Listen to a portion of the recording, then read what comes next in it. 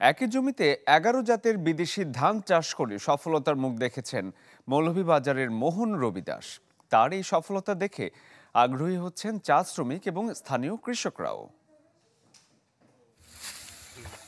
আমন মৌসুমে একই জমিতে ১১ জাতের বিদেশি ধান চাষ করে সফলতার মুখ দেখেছেন মৌলভীবাজারের কৃষি উদ্যোক্তা মোহন রবি দাস, যার মধ্যে রয়েছে ব্ল্যাক রাইস, পার্পল রাইস, সুগন্ধি বাসমতি, সুগন্ধি কস্তুরী, তুলসীমালা, রড সহ নানা জাতের ধান।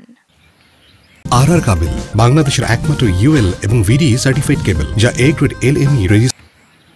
বিদেশি জাতের এসব ধান চাষে কম খরচে হয় বেশি ফলন, পাশাপাশি দেশীয় ধানের তুলনায় বেশি দামে বিক্রিও করা যায়।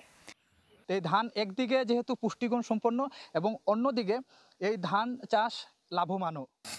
মোহন রবি দাসের সফলতা দেখে আগ্রহী হচ্ছেন চা শ্রমিক ও স্থানীয় কৃষকরাও। এগুলা খুব উন্নত ধান, এগুলা আগামীতে আমরা চেষ্টা করব এই ধান ফলাবার জন্য। আজকে এই ফসলগুলো ফলেছে, খুব সুন্দর ধান হয়েছে, এগুলা নিয়ে আমরা অনেক গর্বিত। উপজেলা কৃষি কর্মকর্তা জানান, এই ধানে রয়েছে অনেক পুষ্টিগুণ এবং গবেষণা সাপেক্ষে ধানের আরও নতুন নতুন জাত উদ্ভাবন করার সুযোগ রয়েছে। এই জাতগুলা বিভিন্ন গবেষণা প্রতিষ্ঠান, বিশেষ করে ধান গবেষণা প্রতিষ্ঠান যদি এই জাতগুলোকে কাজে লাগিয়ে নতুন নতুন জাত উদ্ভাবন করতে পারে, এই আশা আমরা রাখতে পারি।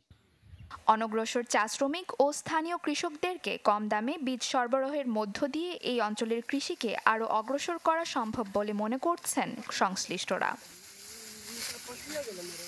Desk report, channel 24।